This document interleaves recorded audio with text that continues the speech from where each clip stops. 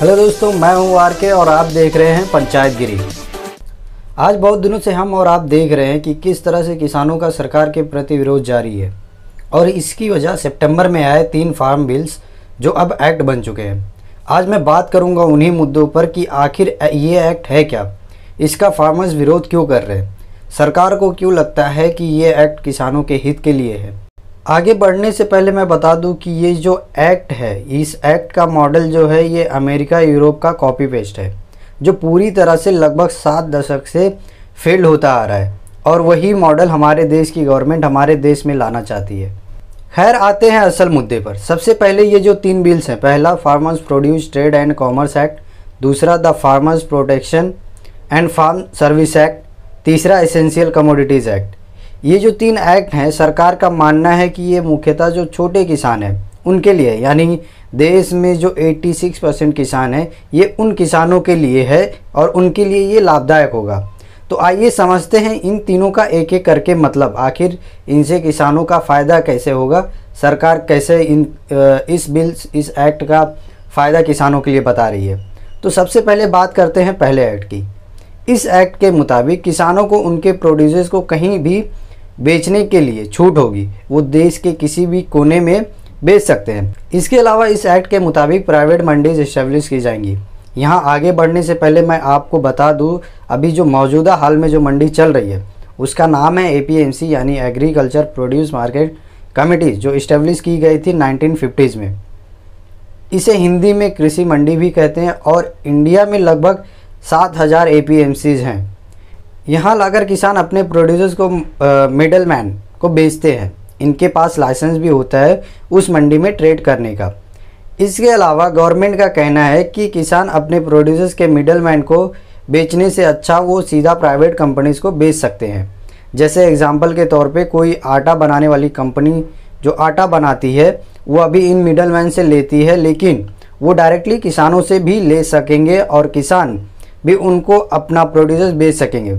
इसके अलावा कोई टैक्स भी नहीं देना पड़ेगा दोनों को, यानी मतलब दोनों यानी किसान को भी और कंपनी जो किसान से प्रोड्यूसर ले रही है उसे भी।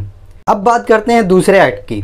इस एक्ट के मुताबिक जो प्राइवेट कंपनीज होंगी वो किसानों के साथ कॉन्ट्रैक्ट साइन करेंगी और उस कॉन्ट्रैक्ट के मुताबिक जब फसल पैदा होगी तो किसान उसे उस कॉन्ट्रैक्ट साइन किए हुए प्राइस पर कंपनीज को बेच देंगी।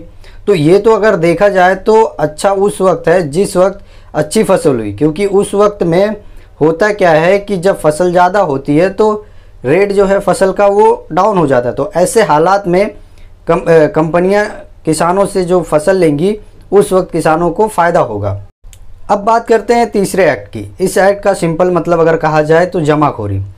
इसमें जो अमेंडमेंट हुआ है, इस अमेंडमेंट के मुताबिक कुछ एसेंशियल कमोडिटीज़ जो है उसे प्राइवेट कंपनियां अब जमा कर सकती हैं, उसकी उन चीज़ों की जमाखोरी कर सकती हैं। एग्जाम्पल के तौर पे खाने के लिए जो अनाज होता है, दाल हो गया, तेल वाली फसल हो गई, आलू हो गए, प्याज हो गए, ऐसे एसेंशियल चीज़ें।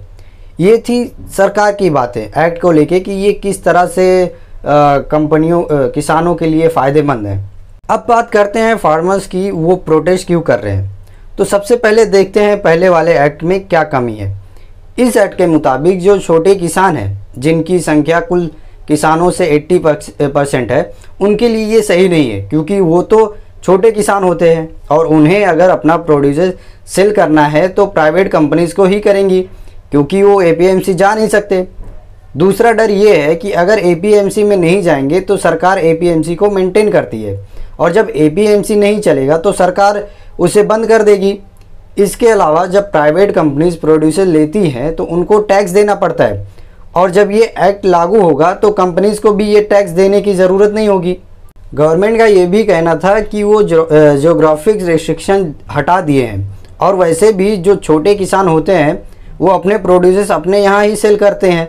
तो जो 86% ये किसान हैं और इस एक्ट के पहले भी किसान कहीं भी जाकर अपने प्रोड्यूसर्स बेच सकता था। इसके अलावा इन मंडीज़ में जो लाखों लोग काम करते हैं उनके भी रोज़गार चले जाएंगे। तो अगर आप लोग ध्यान से देखो तो यहाँ फ़ायदा किसको हो रहा है, प्राइवेट कंपनीज को हो रहा है। अब बात करते हैं कि दूसरे एक्ट में क्या कमी है। जैसे कि मैं पहले बताया कि इसमें MSP नहीं है और प्राइवेट कंपनीज कॉन्ट्रैक्ट साइन करेंगी किसानों के साथ फसल काटने के पहले ही, एमएसपी यानी मिनिमम सपोर्ट प्राइस। लेकिन यहाँ प्रॉब्लम ये है कि कुछ दिन तक तो अच्छा प्राइस देंगी, लेकिन कंपनी बाद में क्या होता है कि जब कंपनी अपने मन की करने लगेगी तब किसान कुछ नहीं कर सकेंगे और ना ही गवर्नमेंट इसमें कोई प्राइस को लेके हस्तक्षेप कर सकती है। एग्जाम्पल के तौर पे पहले अमेज़ॉन फ्री में डिलीवरी देता था, जब हम लोग कुछ ऑर्डर करते थे तो वो उस पर कोई डिलीवरी चार्ज नहीं होता था, लेकिन उसके कुछ दिनों बाद अमेज़ॉन जो है उस पर डिलीवरी चार्जेस लगाने लगा और ऐसे ही बाकी भी कंपनियां करने लगी। तो अगर ये एक्ट आने के बाद स्टार्टिंग में अगर कंपनीज फ़ायदा दे रही है, बाद में वो ऑर्गेनाइज हो जाए, एपीएमसी बंद हो जाए और फिर कंपनियां अपने मन की करने लगे, फिर किसानों के पास कोई रास्ता ही नहीं बचेगा। तो देखा जाए यहाँ पे भी फ़ायदा किसका हो रहा है, कंपनियों का हो रहा है। और किसानों का कहना है कि अगर ये बिल लाना है तो उसमें एमएसपी जो है मिनिमम सपोर्ट प्राइस, वो गवर्नमेंट को उसमें ऐड करना चाहिए। अब बात करते हैं तीसरे एक्ट में क्या कमी है। यहाँ प्रॉब्लम ये है कि जमाखोरी पर पाबंदी हटा दी गई है। तो अब होगा ये कि प्राइवेट कंपनी जमाखोरी करेंगी और इससे होगा ये कि आर्टिफिशियल प्राइस फ्लक्चुएशन क्रिएट होगा। कंपनीज जब ये फसल का टाइम होगा वो जमाखोरी बाहर निकाल सकते हैं या फिर टाइम के हिसाब से महंगे में बेच सकेंगे। तो ये एक्ट भी कहीं ना कहीं देखा जाए तो कंपनीज के हित में ही है।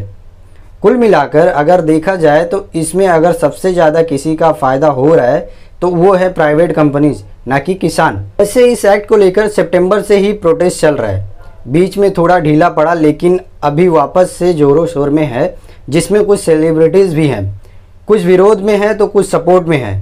यहाँ तक कंगना और दिलजीत दोसांझ में ट्विटर फाइट भी हुई, जिसमें कंगना ने फॉल्स ट्वीट किया था कि एक बुजुर्ग पंजाब की महिला जो है वो शाहीन बाग की बिल्किस दादी है। अब ये बात तो गलत निकली, तो इस बात को लेके कंगना को काफ़ी सोशल मीडिया पर ट्रोल भी किया गया। अब बात करें अगर दिलजीत दोसांझ की, तो ये पंजाब के हैं जो एक सिंगर भी हैं और एक्टर भी हैं और किसानों के सपोर्ट में भी है।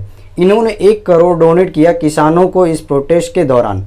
किसान जब प्रोटेस्ट के लिए दिल्ली में आ रहे थे तो उन पर वाटर कैनन्स भी गिराए गए, लाठीचार्ज भी किए, लेकिन किसानों ने हार नहीं मानी और दिल्ली पहुंच ही गए। इतने से काम नहीं चला तो मीडिया ने फार्मर्स को खालिस्तानी कह दिया। अब यहाँ पर मैं खालिस्तानी का मतलब बता दूँ कि पंजाब में कुछ सिख प्रोटेस्ट कर रहे हैं कि ताकि उन्हें मतलब एक नया स्टेट दिया जाए जिसका नाम खालिस्तान होगा। तो मीडिया और बीजेपी सरकार का कहना है कि ये वही लोग हैं जो प्रोटेस्ट कर रहे हैं, यानी ये लोग खालिस्तानी हैं। इस एक्ट का कई जगहों पर विरोध हुआ और चल भी रहा है, यहाँ तक कि बीजेपी और आरएसएस का भाई भारतीय किसान संघ भी इस एक्ट का विरोध कर रहा है। आगे देखते हैं क्या होता है। और अब मैं यहाँ पर मेरी बातें ख़त्म करता हूँ। आप लोगों को वीडियो कैसी लगी नीचे कमेंट सेक्शन में ज़रूर बताएं।